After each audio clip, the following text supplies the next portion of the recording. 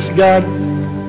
Kahapon, buong maghapon po, mula umaga hanggang hapon, nagkaroon po tayo ng Leadership and Workers Seminar. No, dito po yung sponsored ng United Pastors Council. At ginamit nila ang ating pong bahay-sambahan para dito tipunin ang napakaraming mananampalataya, mga leaders and church workers. No, punong-puno ito kahapon. At ito po ay naka-live stream. No? Sino po sa inyo nakapanood sa live stream? Meron po ba? Kakaunti. Hindi nyo alam yung live stream kahapon. No? Sino naman po yung mga hindi nakapanood? Itaas ang kamay. Yung mga hindi nakapanood. Halos kakaunti. Sino yung nakapanood? Sino po yung kahit pumasok ang mga abusayap, mga at may dalang granada, hindi matitinag? Sino yun? Sabihin mo sa iyong katabi, kapatid,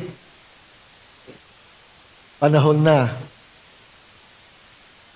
para gumising ka.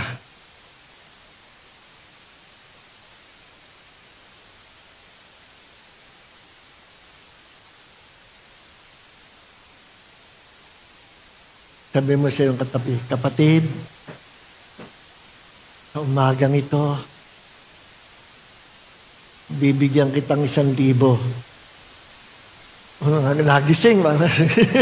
Lahat po ba gising na? So praise God. Palakpakan nga po natin, Panginoon. So praise God. Ready na po ba tayo sa salita ng Panginoon? So, sa mahaba kong panahon ng pagpapastor at pangalan sa salita ng Diyos. Again, itong topic natin, ngayon ko lang ipipreach. No? Sabi ko, hindi ko ito na-preach sa loob ng 38 years pagiging pastor. Bakit ngayon lang?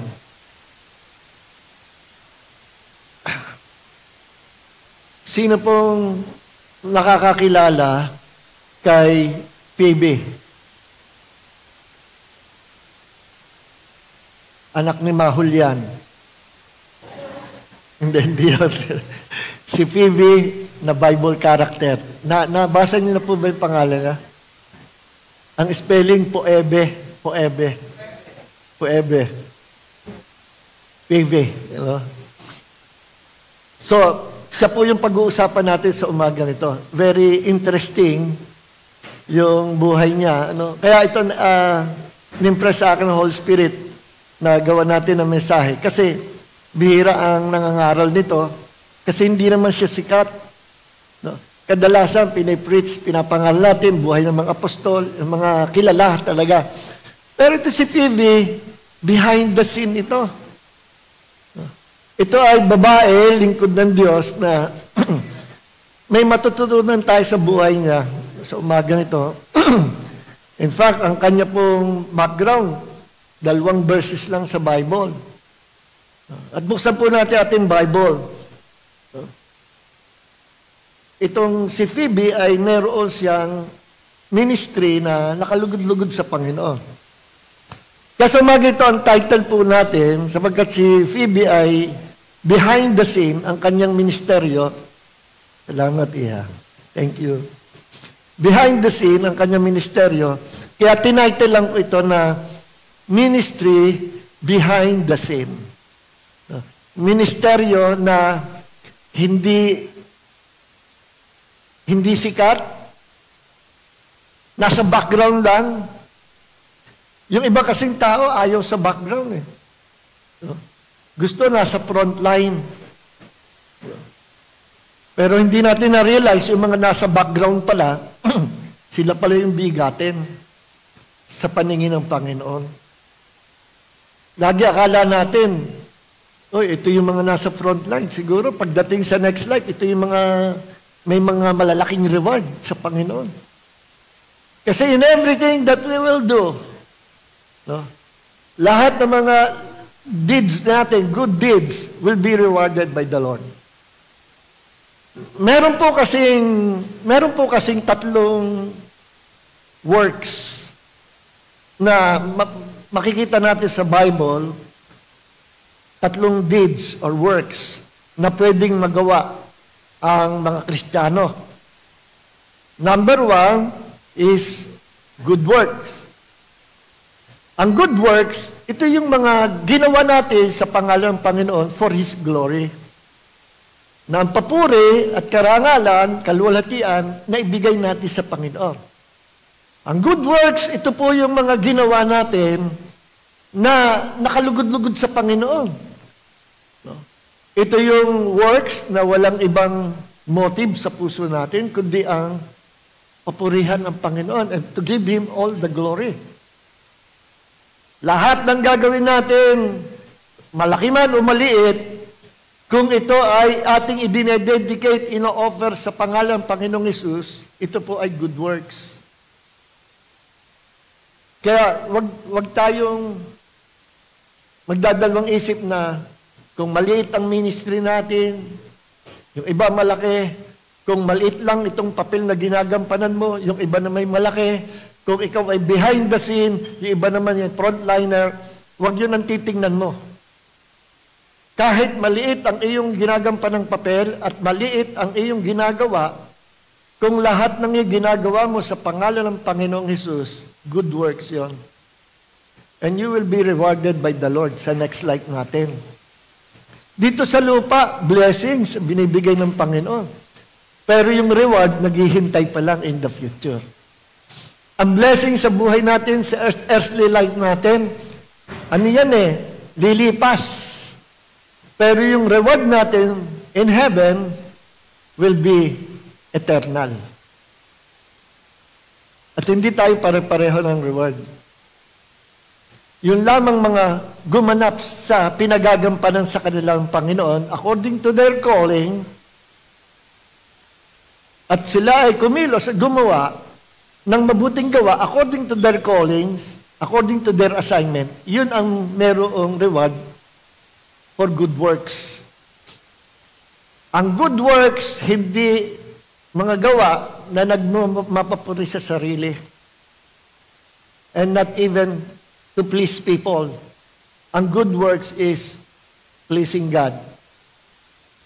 Mga gawa ng pananampalataya. Pag ikaw ay gumagawa, obligado ka lang, sige, ito naman kasi ang ministry binigay sa akin ni pastor gagampanan ko na ito.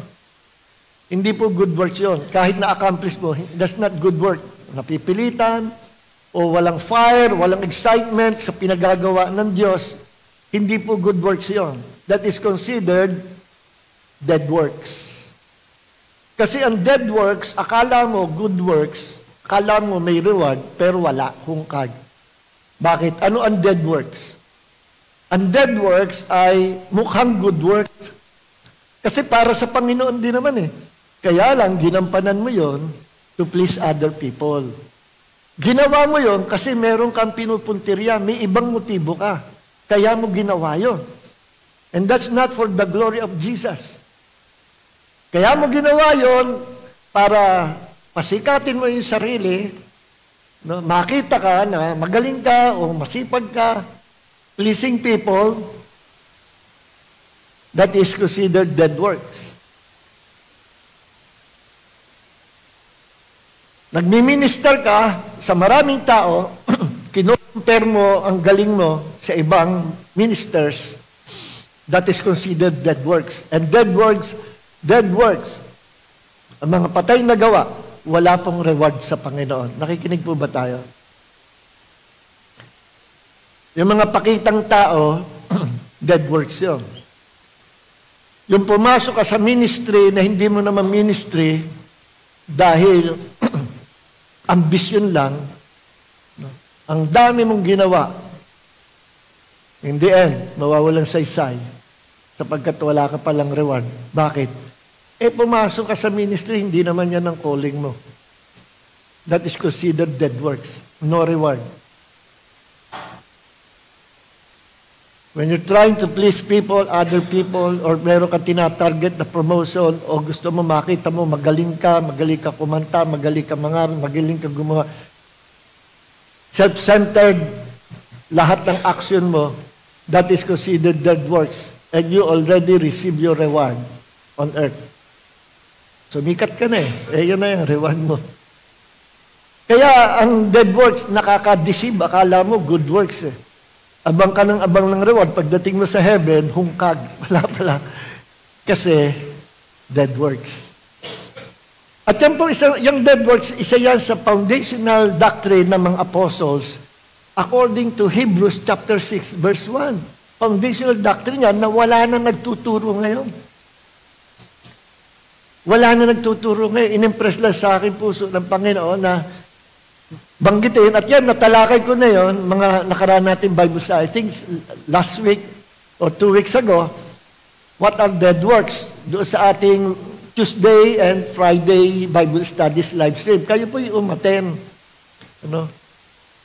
Wag lang kayo sumilip. Mag-aral kayo every Tuesday and Friday kasi in-depth Bible study yung ginagawa natin from 7:30 to 9 o'clock.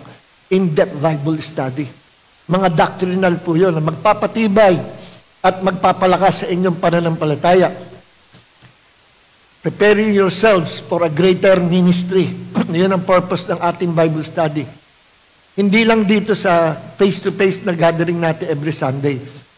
Puntahan nyo ang ating page Tuesday and Friday 7:30 to 9 o'clock. Meron pang isang work na ito, visible at alam natin, talaga hindi sa Panginoon. So we have good works, dead works, and evil works. Evil or bad works. Ito po yung work of the flesh, works of the flesh. Nandiyan sa Galatians chapter 5, verse 19 hanggang 20, I think 20, na hayag ang gawa ng mga laman. Pakikiapid, pangalunya, pakipag-away, paninira, pagsamba sa Diyos-Diyosan, no? Pagbabahabahagi, pagrebelde, pangkukulam, no? Etc. Lahat ng gumagawa nito, sabi na Apostol Pablo sa church sa Galatia, ay hindi papasok sa kaharian ng Diyos. Imagine speaking to the church, speaking to those born-again believers sa Galatian church. Nag-warning si Paul, mga ligtas na yan Save na yung mga yan. Pero nag-warning si Apostol Pablo. Winarningan, huwag kayong magawa ito. Sapagkat ang gumawa magawa ito, mawawala ang assurance ng salvation. Will not enter into the kingdom of God. Yun ang mabigat yung evil works. Hahatakin ka niya sa impyerno. Yung dead works, hindi ka nga hatake sa impyerno, but you will lose your reward in heaven. Doon tayo sa good works. At karamihan na may magkakaroon ng good works at favor sa Diyos at reward in heaven ay yung mga tao na nagtatrabaho behind the scene. Nakikinig po ba tayo? Bakit? Kasi yung mga behind the scene na yan, hindi yan nag-expect na na sumikat nasa background nga lang No? Kaya kung may message to give us inspiration to become more faithful sa gawain sa Panginoon at gawin natin pinagagawa ng Diyos, whether it is small, big, or great, gawin natin for the glory of the name of Jesus. Whether we are ministers behind the scene, give our best to Jesus.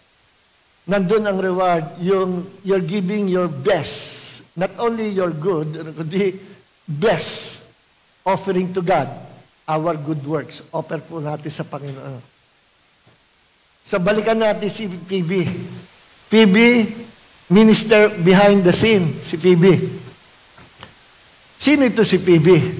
Buksan po natin ang Romans chapter 12, verse 1. Ito sabi, sa NASB.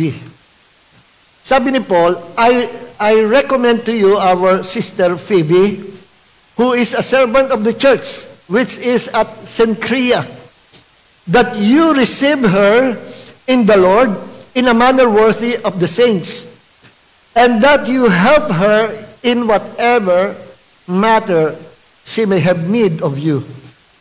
For she herself has also been a helper of many and of myself as well. I-expound po natin ito at i-paraphrase natin sa Tagalog. Ang istorya po nito ay ganito. Si Phoebe, siya po ay babae, lingkod ng Diyos, diakonesa siya. Deacon or deaconess, no? Kasi dito sa sinabi dito na Sister Phoebe, who is a servant of the church which is in Cenchrea, siya daw ay lingkod, servant sa church sa Cenchrea. Ang Cenchrea ay dulong bahagi ng Corinto, baybaying dagat. Tiningnan ko sa mapa, nandun pala yung Cenchrea. Sakop ng Corinth, pero nasa dulo, sa tabing dagat.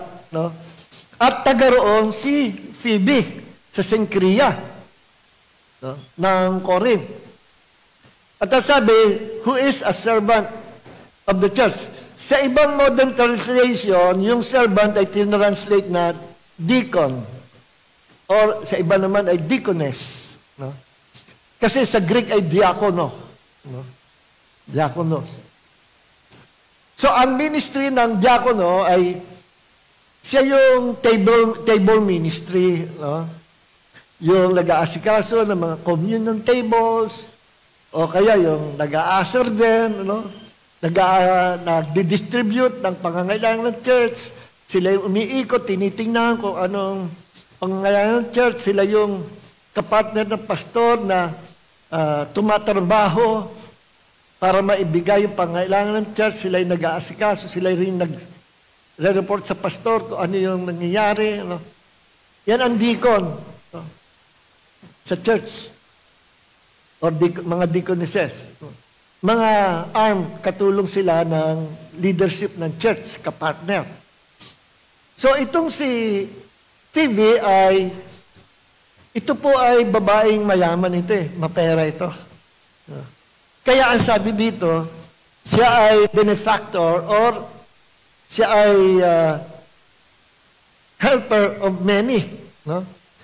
Sa ibang salin ay benefactor or supporter ng mga Kristiyano. Possible financial na supporter siya. At kung anong kailangan Kristiyano, na ipoprovide niya at lalong higit sa pangangailangan ni Paul, na siya ay nire-recommend ni Paul sa church sa Rome na asikasu'y mabuti kasi mabuting kapatid ito. At ito'y tapat sa Panginoon. At ito ay all-out support sa ministry ng church, especially sa ministry ni Paul. Back up siya sa mga pangangailangan ni Paul. Open ang kamay ni Phoebe, mabait na babae. At siya ay meron roon. Diba? At yung kanyang tahanan, yung kanyang bahay sa Cenchrea, ay fellowship center. Possible, baka doon nga yung church mismo. Doon nag-gathering sa loob ng bahay nila. Sapagkat ayon sa mga historians at sa scriptures ay yung bahay ni Phoebe ay lugar na doon ay welcome ang mga Kristiyano at nagfe-fellowship sila doon.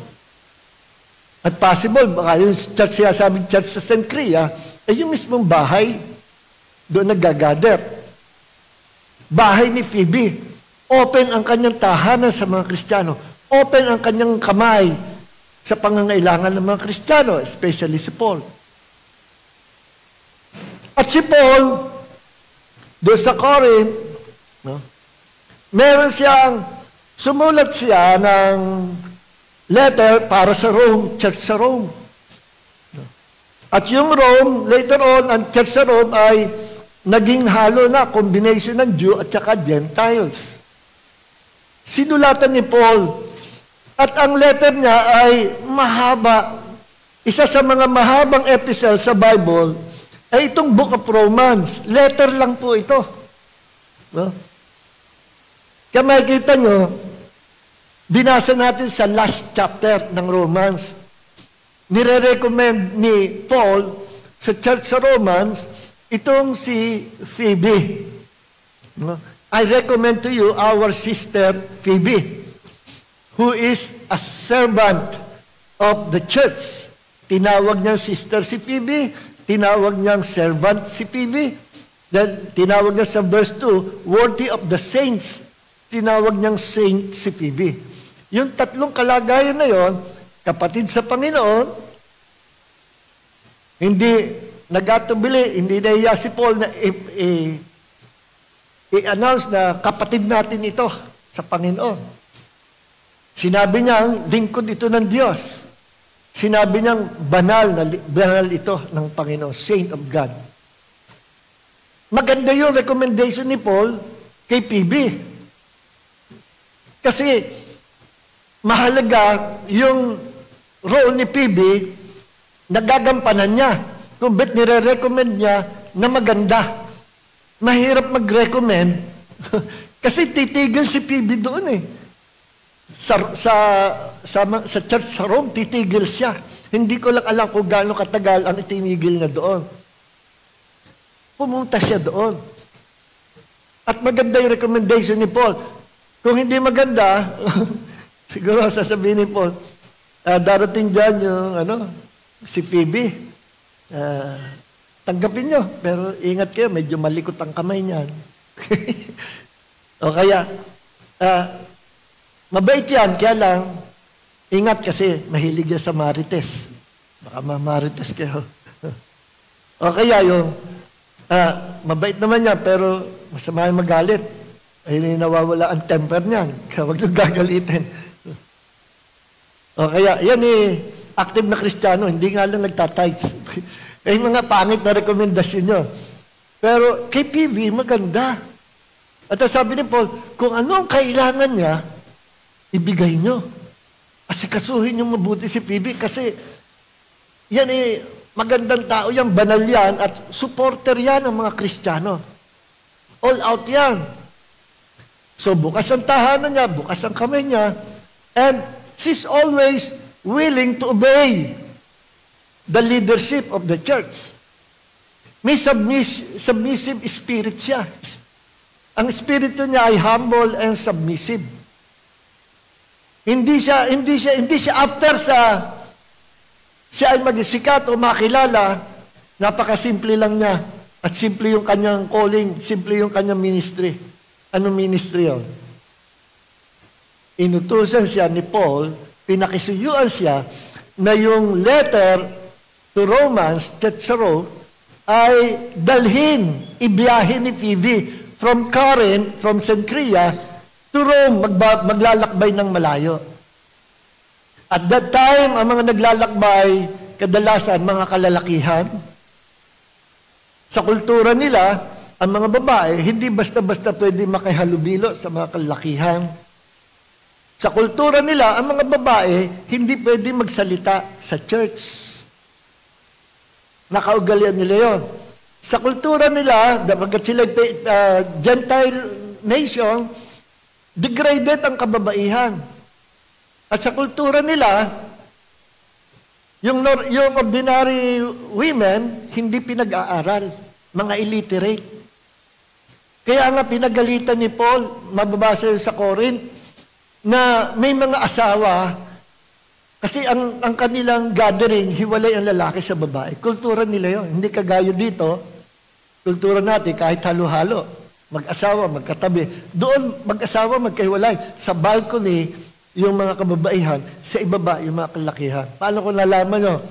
Kasi meron akong professor sa Bible School, sa COP, si Dr. Harris. Pinuntahan niya talaga yung Corinth at kanyang inimbestigahan yung lugar na pinagtitipunan ng mga Corinthian Christians. At nakita niya, merong balcony, merong ibaba. May screen na nakaharang. At ayon sa history, nandun yung mga kababaihan na maiingay. Maiingay. Hindi pa tapos sa service, tanungan doon sa asawa. Kaya sabi ni Paul, ang mga babae hindi pinapahintulutang magsalita sa church. Tumahimik ang mga babae. Ang ginawa naman ng mga ibang church denomination, nakita yung verse, bawal ang babaeng maging preacher. Bawal ang babaeng maging pastor. Kasi sinabi ni Paul, tumahimik ang babae sa iglesia. Kaya mahirap, basta mamumulot ka ng verse, bibigyan mo ng sarili mo interpretation, maliligaw ka. Namumulot, cherry picking ang tawag doon eh. Para ka namumulot ng cherries, pumipitas ng cherries. Huwag kang pipitas ng isang verse, tapos bibigyan mo ora mismo interpretation. I-consider mo, according to the rules of Bible interpretation, titingnan mo yung context. Yung itaas na talata nung kinuha mong verse at yung ibaba, mga ibaba. Kanino sinasabi yan? Bakit sinabi yan? Ano ang kultura nila? Magbatayan mo rin ang history nila, yung kanilang background, yung kanilang kultura at saka tradisyon. Baka hindi tayo kasali doon. Kagaya ng pagbebelo. Kultura nila yon. Mahalin sa isang babae ang walang lambong o walang bebelo. Kultura nila yon. Sila lang yon. No?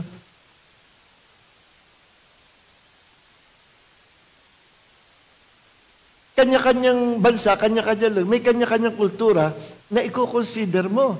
Kasali ka ba doon sa kinakausap doon? Bakit sinabi yun?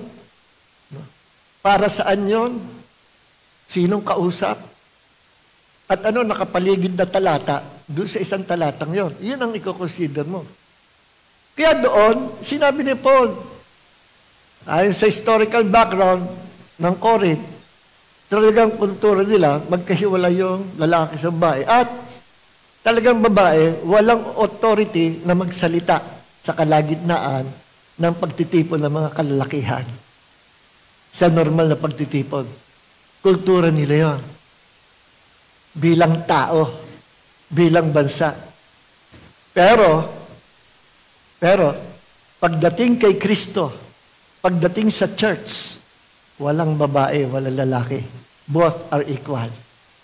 Sinabi sa Galatia, in Christ, there are no Jews, nor Gentiles, nor male, no female. All are equal. Pagdating kay Christ, pagdating sa church, pagdating sa ministry, all are equal. Male and female, man, woman, both are equal in the eyes of God. At sa ministry, equal sila. Nakikinig po ba tayo? At kultura rin natin, kultura ibang bansa, na pagdating sa family, ang head, ang authority, is the husband. Tama po ba? Ang asawang lalaki, ang authority. Pero, kung may idea yung babae, yung asawa, i-consider din niya yun. No? Kaya sabi niya sa Ephesians, ay, wives, submit yourself to your own husband. Isasubmit mo, mga babae, ang sarili mo sa kanya-kanyang asawa, hindi sa lahat ng lalaki. Huwag kang magsasubmit sa lahat ng lalaki. Sa iyo lang asawa. No? Doon ka lang sinasabihan mag-submit sa iyong asawa. And husband, love your wives. Yung wife mo lang ang mamahalin mo. Hindi kasali yung wives ng ibang tao. Babae, magsasubmit ka sa asawa mo lalaki. Hindi ka para mag-submit sa lahat ng lalaki. Ganun yun. So, nangungusap, sa family lang yun. Ganun din, nung pinagsabihan ni Paul at sa Corinth, sa church yun. Maghintay kayo na makauwi sa bahay, doon na kayo mag-usap. Yun ang point ni Paul. No? Sa Bible naman yun eh. No? At sinabi sa Timothy, ang babae hindi hinahayaan magturo sa lalaki. Referring to the family dahil kultura yun nila. No? At sapagkat sa panahon na yon, ang mga babaihan, hindi talaga pinagtuturo kasi mga illiterate. Mapalad yung mga babae na nakapag-aral. Nakikinig po ba tayo? Marunong bumasa, marunong magsulat, mapalad. Noong time na yon, mga lalaki lang ang pinag-aaral. Pero mamamangha kayo, si Phoebe, marunong. Mapere. No? Bakit ko sinabing, ba't ko nalamang marunong siya magbasa, marunong siya magsulat? Ito ang istorya niya. Nung sumulat si Paul sa Rome, yung pinagsusulatan niya yun, kung tawagin scroll, parchment yun. Nung unang panahon, unang mga writings sinulat sa mga bato, ini-engrave sa bato yan. Even the Ten Commandments, tandaan nyo, in-engrave ng Panginoon sa bato. Then later on, na-discover sa Egypt, pwede palang gawing writing material ang papyrus.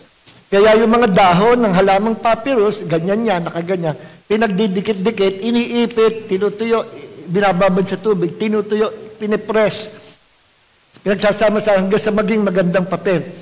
From the word papyrus, doon galing ang salitang paper. Yun ang sulatan, nagsimula sa Egypt. Then later on, sapagkat hindi naman ganong katibay materialis na yun, madaling mabulok, na-discover nila gumawa ng writing material from animal skin. Animal skin, kung tawagin parchment. Tandaan niyo yung mga diploma nung araw.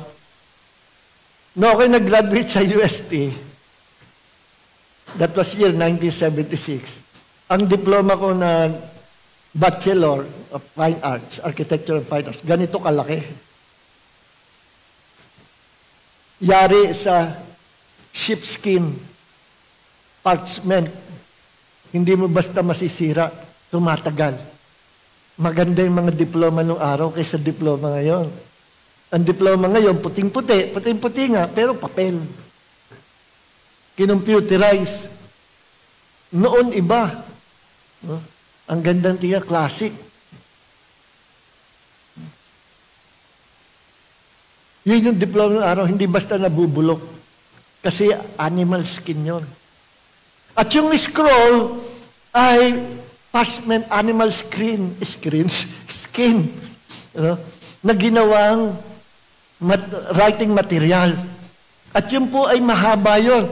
Kaya nga tiyawag na scroll, niro-roll yun pag binabasa. Pakinggan nyo, sabi ng mahal na hari, habang ang page nun, hindi yung binubuklat, kundi niro-roll yun. No, 2 roller yun. Pagtapos na basahin, niro-roll yun, habang nire-release yung kabila, pataas ang pataas. Then ang writings nila, from right to left, pababa, pababa, pababa, from right to left. Parang yung sa Chinese yata ganon, di ba? Chinese, ganon ba ang Chinese? From right to left, basa. Ewan ko, hindi ko alam. Sino marunong ng Chinese character? I think ang Japanese yata ganon. Basta ganon sa mga Hebrew letter, yung mga sinulano, from right to left, binabasa yon, no? At yun, pag nirelease mo ang haba ng rolyo, pamula hanggang dito, mahal yun. Yun daw, kabuuan ng scroll ng Book of Romans, kung sa panahon natin yun, bibilhin mo yung writing material na yun, pinakapapil no, nagkakahalaga ng $3,000. Malaking pera na yun. Kaya, si Paul, living by faith, minsan may sideline siya, tent maker, pero most of the time, busy siya sa pangaral. Possible, sa akin lang to, na ang nagpo-provide ng pangangailangan ni Paul para maisulat yung dapat isulat na salita ng Diyos, possible si PV. Kasi siya yung mapere. No? Kaya nung natapos ni Paul yung 16 chapters, walang chapters nung araw eh. Kailan lang nilagyan ng mga chapters. Pero sa pag-uusap natin ngayon, nilalagyan natin chapters para maintindihan natin kung nasa na tayo. Binasa ko sa inyo yung pinakahuling chapter, chapter 16. At bawat chapter ng Book of Romans, napakahaba. Hindi mo kayang basahin uupuan, isang upuan. No? Kasi mahaba. Tapos, iintindihin mo dahil ang Book of Romans sa lahat ng episode ni Paul, yung Book of Romans na napakalalim. Masyadong kompleto yan. Pati laws of Moses, binanggit dyan. Lahat nandyan. No? Kaya ang hirap pag-aralan ng Book of Romans. Kailangan marunong talaga. Mag-research ka talaga at talaga uupo ka sa marunong sa nakakaintindi na pag-aralan na yung Book of Romans. Malalim yan. Ngayon, nung natapos si Paul ang Book of Romans, kailangan makarating sa Rome. Walang ibang mautusan. From Corinth to Rome, mahabang biyahe. Pinakisuyuan ni Paul, si Phoebe. dadalhin ang scroll o ang book, letter, para sa mga Roman Christians o sa mga church sa Rome. Combination ng Gentile and Jews, yung church na yun. Kaya si Phoebe, bilang tunay na alagad ng Panginoon, kahit kababaeng tao, nag-travel siya from Cenchrea, from Corinth, to Rome. Imagine, yung kanyang dedication sa gawain sa Panginoon. Sino nakakaalam yan? Hindi natin alam yan. Ngayon lang pinag-uusapan natin. Na dakilang bagay pala ang ginawa ni Phoebe dahil kung hindi dahil kay Phoebe, walang Book of Romans ngayon. Kung hindi dahil kay Phoebe, hindi maabot ng message ni Paul yung church sa Rome. Kasi pinapangarap ni Paul na makarating sa Rome, pero hindi naman nangyari. Doon lang na siya inaresto at kinulong. Pero ito si Phoebe, dahil napaka-submissive siya, nag-travel siya, no, para sa Panginoon. Ministry behind the scene.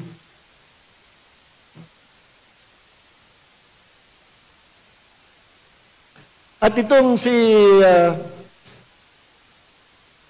Phoebe, bukod siya ay diakonesa, mayaman, open ang tahanan niya para a place for gathering ng mga Kristiyano, bukas din ang kanyang mga palad sa financial support sa mga Kristiyano, especially for Paul. Siya rin yung naging messenger ni Paul sa pagdadala ng letter sa Rome. And listen, usually ang nagdadala, nagdi-deliver, ang messenger ng mga letters, kalalakihan. Kasi magbibiyahe ka, mag-isa. Maganda kung may kasama ka. Pagkatapos, ang mag-deliver ng letter, dapat marunong bumasa. Bakit? Kasi hindi yan basta, pinabibigay ni Apostol Pablo, dyan na kayo. Hindi. Titigil ka ng ilang araw doon. Uupuan nyo, babasahin mo sa church yung napakahabang letter na hindi kaya upuan ng isang upuan dahil 16 chapters. At buti kung basta basa lang. Kung meron silang tanong, pwede silang magtanong. Sister Phoebe, ano po ba yung salita din? Justification. Pakipaliwanag. Ipapaliwanag sa kanya nung messenger ng letter. At kailangan alam niya ang isasagot niya sapagkat siya yung mensahero, representative, nung may-ari ng sulat. Kaya ang mga messenger at that time ay kailangan marunong bumasa at nakapagsasalita, hindi mahiyain. At may patience. Kaya pagdating doon bago umalis si Phoebe, inorient na ni Paul, kapatid, ganito. Itong chapter 1, ito yung sabi ko, ito yung pasimula, ganito. Brother Paul, ba't sinabi mo dito? Ganito yan. I think siguro mahabang pag-aaral pa nila bago niya binigay kay Phoebe yung letter. Pinag-aralan na, nag-aral pa si Phoebe. At pinaliwanag ni Paul yung mga sinabi niya para just in case may magtanong, masasagot ni Phoebe. Kaya nung binasa ni Phoebe yun, pagka-deliver, binasa rin niya. At tumigil siya ng ilang panahon doon. Kaya pala sinabi ni Paul, kung anong pangangailangan ni Phoebe, please ibigay nyo. Mabait na tao yan. Banal yan. Wala akong problema dyan. Suportahan nyo kung anong pangangailangan niya, ibigay nyo. Yan ang tagubili ni Paul doon sa mga Kristiyano sa Rome. Hindi ko alam kung gaano tinagal ni Phoebe doon. Pero siya ay dakilang babae ng Diyos na gumawa ng dakilang bagay. That is ministry behind the scene.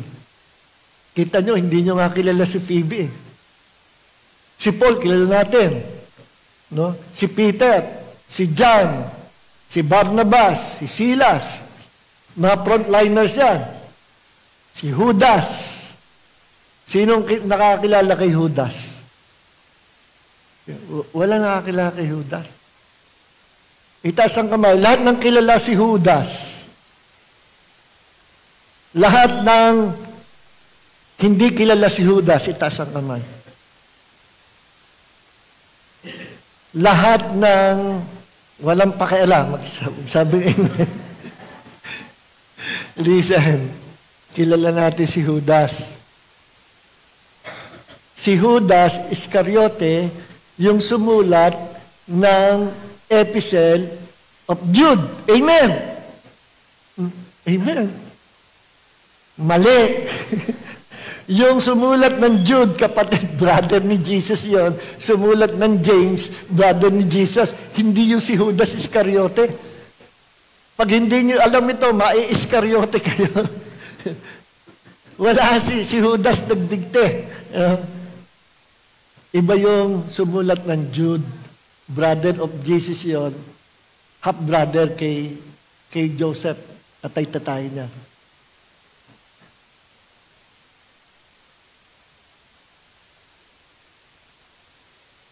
So ito yung istorya ng buhay ni Phoebe. Ngayon, marami sa atin, sa inyo, kagaya ni Phoebe, ministers behind the scene. Hindi kayo nakikita ng mga tao. Ako, ang ministry ko, lantad. No? Nasa Facebook, nasa YouTube. Pero kayo, hindi. Karamihan sa hindi. Sila Brother Oget, ang media ministry behind the scene. Hindi sila kita ng mga tao. Listen, pero ang ministry nila, napakahalaga. Parang ministry ni Phoebe. Kung wala si Phoebe, hindi maabot ang Rome ng letter ni Paul sa Rome. Kung wala si Phoebe. Kung wala ang media ministry, hindi maabot yung iba mga kapatid, iba mga tao para mapanood tayo sa live stream. Ganun kahalaga ang live stream. Kaya noong pa man, nung nagsimula ang live stream, ang media ministry natin, alam ko na, number 1 atakihin ni Satanas, pangalawa sa akin, is the live stream. Dahil ang ministry live stream, bagamat ministry behind the scene, pero isa sa mga major ministry sa pagdadala ng salita ng Diyos. Every time I preach the Word of God, kapartner ko sila. Sila mga nag-e-edit, sila mga nakatutok sa computer. Sila na nagpapadaan. No.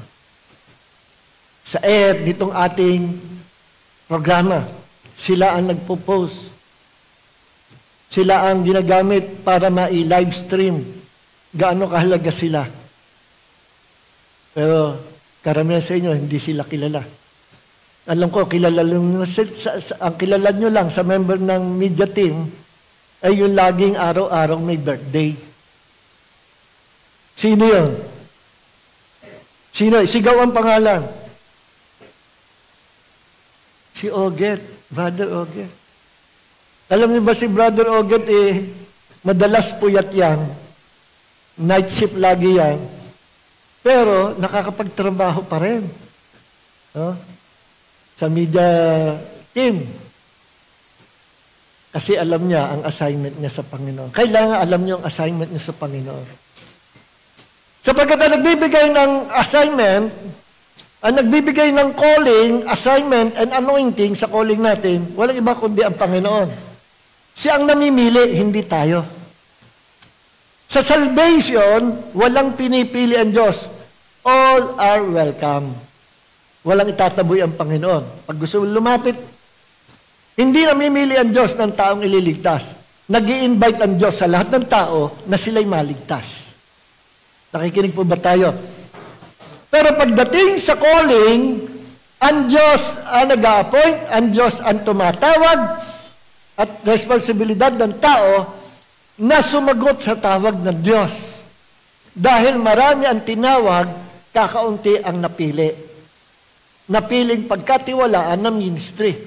Yan sabi sa Bible, many are called, but few are chosen. Bakit few are chosen?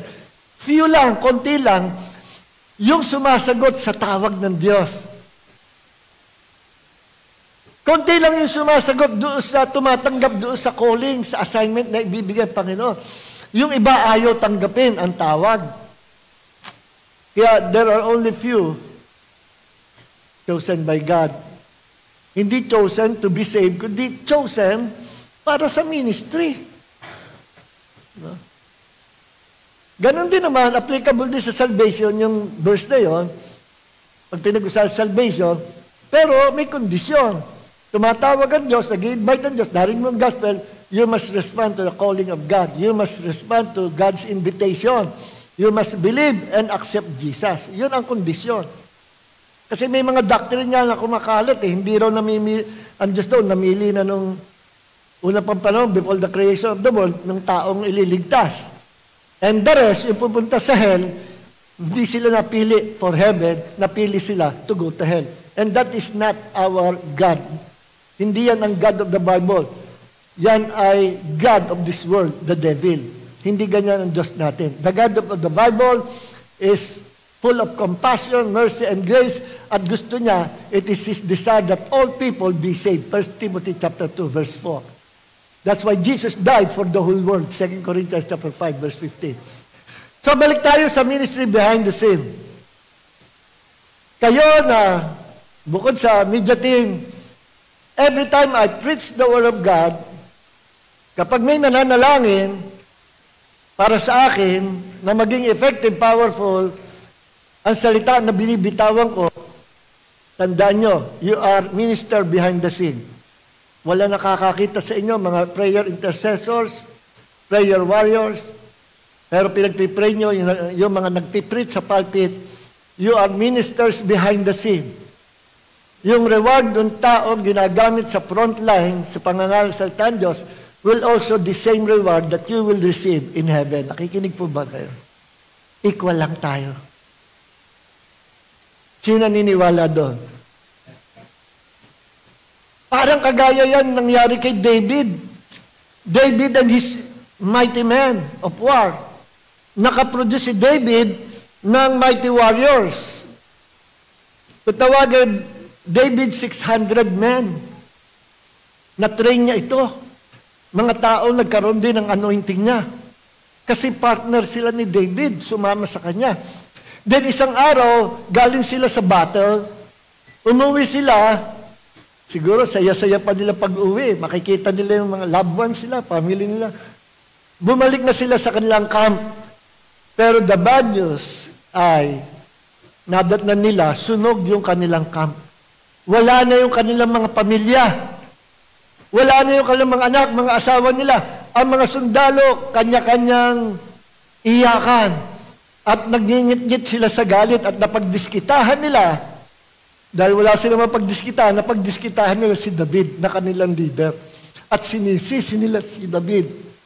Possible, minumura nila at sabi sa Bible, pinagbalakan nilang batuhin si David. Imagine, leader nila. Ano naging action ni David? Hindi sila pinatulan. But instead, pumasok si David sa presence ng Diyos. Wala na siyang kakampi. Ang Diyos lang ang kanyang mapagkakatiwalaan. At siya ay nagtanong sa Panginoon, nanalangin siya, Lord, anong gagawin ko? At sabi sa Biblia, and David strengthened himself in the Lord. Pinalakas niya ang sarili niya sa Panginoon. At sumagot ang Diyos, go. Akyatin nyo, lusubin nyo. Yun lang ang sinabi ng Diyos. Wala nang ibang instruction. At by faith, immediately, kinumanda ang kanyang mga sundalo, kanyang hukbo na, come on guys, bawiin natin ating pamilya. Lusubin natin. Eh saan? Ewan. Pero umakso sa panampalataya si David. Nung sinabi ng Panginoon, go! Alam ng Panginoon, madalas, pag nagbigay ng instruction and direction, one at a time. Hindi isang bulalas, hindi. Minsan, step 1, step 2, step 3. Anong purpose ng Diyos? Titingnan ng Diyos kung every step of His command, instruction, susundin mo. Sinunod mo yung step 1, then God will give you step 2. Sinunod mo yung step 2, then God will give you step 3.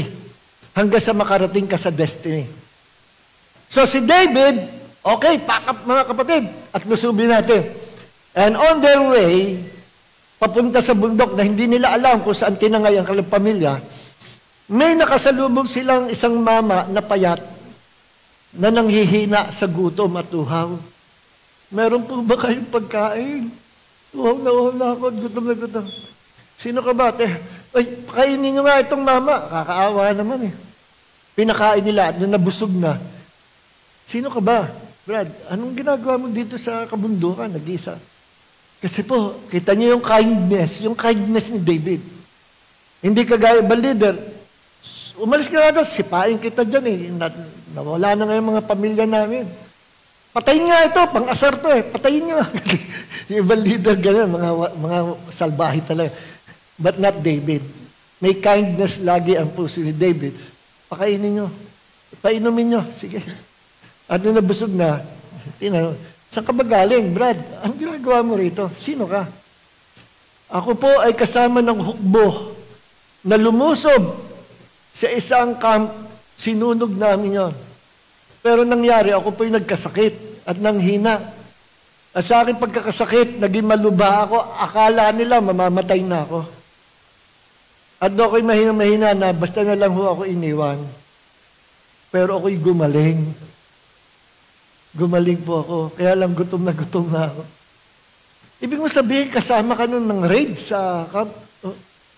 Alam ba ako sa dinala? Alam ko po. Sasamahan ko kayo. Pero please, wag niyo po akong papatayin. Wag niyo ako ibibigay sa kanila. Hindi. Bigay mo ang direksyon. Yun ang nagturo kila David kung saan nandoon dinala yung pamilya niya. Kita niyo, yung kindness ni David, binless siya ng Panginoon, at yung kaharap na pala niya, na binigyan niya ng tulong at kabaitan, yun din pala ang tutulong sa kanya. Kaya minsan susubukan tayo ng Panginoon. Kung tutulungan natin yung nangangailangan. One of these days, yan naman pala ang gagamitin ng Panginoon. Meron isang true story, isang masungit na mama. Nangyari ito, true story. Gabi na, may kumakatok sa bahay niya. Please, can I use your phone? Can I use your phone? Emergency. Sabi nung tao. Hindi pwede. Gabi-gabi na, ni-istorbo mo. Please, may emergency, may accident po nangyari sa daan. Kailangan po. Wala. Pinagsara ng pinto. Pagkatapos ng ilang oras, biglang nag-ring ang telepono. Kayo po ba si Mr. Ganyan. Kasi gusto lang namin yung paalam na ang inyong asawa na aksidente kanina at naubusan ng dugo. Sayang. At kung meron lang na nagligtas sa kanya at hindi kami na-delayed na iligtas sana ang buhay niya. Pero dahil sa walang matawagan na help, kinapos hanggang sa naubusan ng dugo. Asawa niya pala na aksidente sa kadamutan niya sa pagpapahiram ng telepono. Namatay yung asawa niya sa kadamutan niya. Hindi niya alam yung emergency na yon na gusto tumawag ng mga tao na sa paligid, yung para tulungan yung asawa niya. At kung siya ay nag-respond doon sa naging mabuti siya, pinahiram niya, naagapan yung buhay ng asawa niya. He reaped what he saw. And same with David, sa positive side. David reaped what he saw. Nagtanim siya ng kabutihan, umani siya ng kabutihan, nabawi na yung kanyang pamilya. In-invade nila yung lugar at natalo. Sabagat sabi ng Panginoon, sige, go, invade them, and bibigay ko ang iyong mga kaaway sa iyong kamay. At nalipol nila. At yung plunders, yung wealth, nung mga kalaban nila, yung mga riches na wealth, nakuha nila, plunders. At eto na, tapos ng labanan, panahon na para distribute yung spoils of war. In every war, in every battles, merong blessing na makukuha. Yung mga spoils of war. Eto na, dinistribute na. Kasi nung umakyat sila sa bundok, hindi ko nasabi kanina, 600 men of David. Yung 200, mga senior na pala. Napagod. Boss, hindi na namin kaya umakyat. Di ba dito na lang kami? Sabi nung 200, o sige, hindi, dyan na lang kayo, back up na lang kayo dyan. Oh, let's go, man. Umakyat at nakipaglaban yung 400. Naiwan yung 200. Nung bigayan na ng reward, napansin nung mga lumaban na 400, nagtatampo sila. Boss, ba't naman ganun? Kami yung nakipagtagaan, nakipagpatayan. Yung mga kasama natin, 200, wala namang ginawa yan. Nasa paanan lang ng bundok, naghihintay lang sa atin. Ba't naman equal ang reward? Di ba dapat mas malaki sa amin? Alam nyo, ganito yan. Kahit hindi sila lumaban, pero considered kasama natin sila sa labanan, back up yan.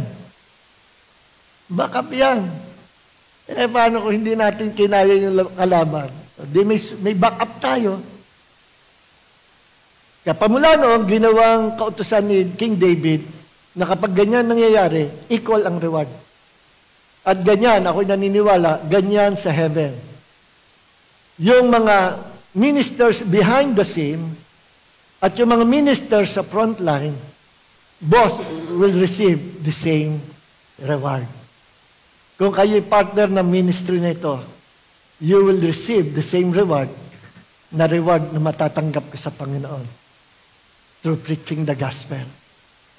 Kung kayo'y supporter ng ministry na ito, ng ministry ng Panginoon, faithful kayo mag-tithes, magbigay ng offering sa ministry ng Panginoon, kapartner kayo ng ministry ng gawain ng JCLG.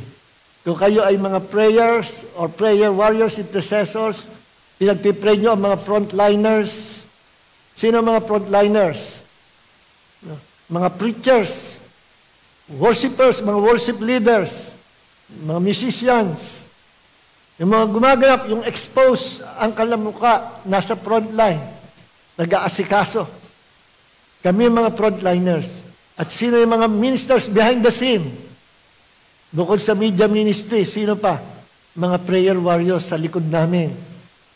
Yung mga willing mag-support financially sa gawain sa church, pambayad sa rent natin dito sa bahay, pambayad sa tubig, sa ilaw, mga givers sa pinansyal, you are partners of this ministry. At hindi wawalang kabuluhin ng Panginoon ang mga ginagampanan yung papel. Huwag kayong after sa title, huwag kayong after sa laki ng ministry. Kung maliit ang binigay sa inyo ng Panginoon na ministry, umababa lang yung calling nyo. Huwag yung calling o yung taas o liit ng calling or ministry ang tingnan nyo. Ang tingnan nyo, paano nyo maibibigay ang inyong the best na paglilingkod sa Panginoon mula sa maliit na ministry. Ang Panginoon, He don't care kung kayo ay taga-ayos lang ng silya, taga-wali sa church, taga-abot ng tubig, o kung kaano ministry nyo, o runner.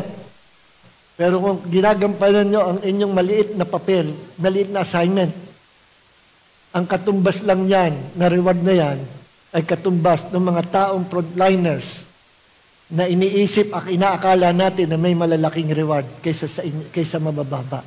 Ang Diyos is no respecter of people, wala siyang favoritism. Basta ang pinagbabatayan ng Panginoon, yung good works, not our dead works. Nakikinig po ba tayo? Kaya binanggit ko kanina, what is good works, what is dead works.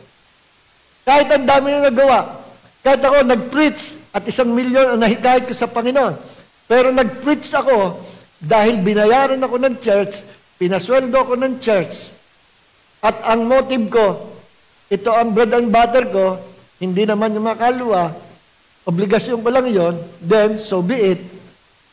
Wala akong reward sa Panginoon. Bakit? Natanggap ko na yung reward ko. Yung salary ko.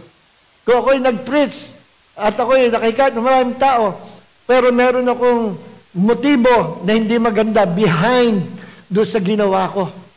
May tinatarget akong iba. So, yun ay dead works. Akala mo, good works, ang dami mo nagawa. Pero hindi naman pala yan ang pinagagawa ng Panginoon. Pagdating sa heaven, kakamot-kamot ka sa Lord, ang dami ko pong nagawa. Naging faithful ako sa ministry na ito. Hindi naman kita dyan inilagay. Ba't diyan ka pumasok? Iba ang assignment mo. Ito ang assignment. Nagpumilit kang, yan ang kunin mo assignment. Hindi ako ang naglagay sa iyan. Ikaw. Bakit ka umalis sa ministry? Pumili ka rin ba ministry? Hindi ako nagpumili sa iyo, naglagay dyan. Ikaw, sarili mo. You already receive your reward. Sabihin ng Panginoon, natanggap mo na yung reward mo. Yung sarili mo. Binigyan mo reward. Pinili mo yung ayon sa gusto mo. Ang Diyos ang tumatawag. Ang Diyos ang naglalagay ng ministry and assignment sa atin. Be sure, yung ginagampanan mo na ministry assignment ay yun talaga ang binigay sa iyo ng Panginoon. Kaya sabi ng Panginoon sa Bible, unless the Lord build the house, they labor in vain. Marami, napakadelikado yung tinatawag na ambisyon. Marami nag-ambisyon, nakakita, pambihira, gusto ko maging kagaya ng pastor, gusto ko maging pastor, tapos magre-rebelde, gagawa ng drama. Malis na tayo sa church na yan. Magpaano na tayo, magpa-ordain tayo dito sa isang grupo na ito. Di pastor tayong lahat. That is dead works. And you will receive, you already received your reward. So, ang ministry, hindi ganun-ganun lang. At pag pumasok ka sa isang ministry na hindi mo ministry, ingat. Sometimes, it will shorten your life. Sapagkat ang ministry, nakamamatay pag hindi ka para dyan. Nakikinig po ba tayo? At lahat ng gagawin natin, be sure to do it for the glory of the name of Jesus. And do it with a humble heart. Sapagkat sa Panginoon, napakahalaga na makita niya na ang puso natin ay humble. One time, tinanong siya ng mga alagad, Panginoon, who is the greatest in the kingdom of God? Sinong pinakadakila sa kaharian ng Diyos? Tinawag niya isang bata, pinaupo niya sa lap niya. Maliban kayo maging kagaya nitong bata na ito, hindi kayo tatawaging dakila sa kaharian ng Diyos. Nilinaw ni Jesus. Unless you humble yourself, like this little child, you will not be called greatest in the kingdom of God. Who are those people greatest in the kingdom of God? Those people who learn to humble themselves before God. So mahalaga po ang humility. Amen. Amen. Nako, sa panahon natin ngayon, ang dami pong naghahangad sa title. Ang dami rin bumibili ng title. Nako, talamak, bishop. Magbabayad ka lang, bishop ka na. At ang dami ngayong bishop, walang church. Walang church. Para bang tao nagpapatawag ng pastor, wala namang pinagpapastoran. Huwag tayong maghahangad sa title. Bali wala ang title. Ang pahalaga natin, we're doing the works of God with a humble heart at maliit o malaki, give your best to your ministry assignment. Amen. Ministry behind the scene, hindi kayo kita ng tao, but you will receive greater reward in heaven. Tayo po lahat ito mayo. Palakpakan natin ang Panginoon. Let's lift our hands to God. Sabihin natin, Panginoong Jesus, handa po ako na paggamit sa iyo. Anumang assignment binibigay mo sa akin. Help me, Lord.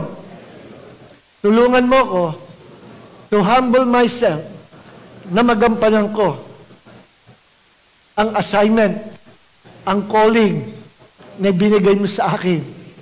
At gawin ko ang the best offering na may bibigay ko sa iyo through this ministry, through this assignment na pinagkaloob mo sa akin.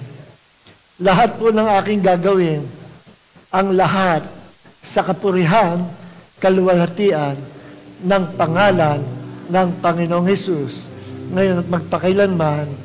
Amen and amen and amen. Umawit tayo isang awit sa Panginoon. I sing praises to your name. Oh Lord, praises to your name. Oh Lord, for your name is great and greatly to be praised. I give glory to your name. Oh Lord, glory to your name. Oh Lord, your name and great. For the last time, I give worship. I give worship to you. Worship you, Lord. Worship you, Lord. We worship you, Lord.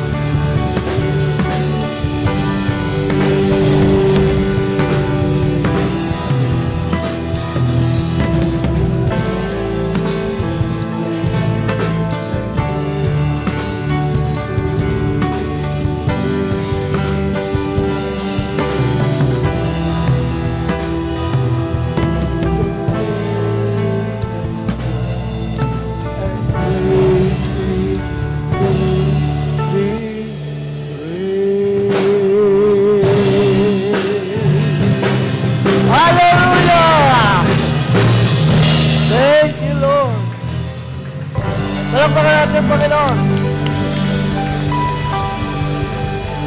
Tanggapin niyo ang pagpapala ng Diyos. May the grace of Jesus, the love of the Father, and the fellowship of the Holy Spirit be with you all.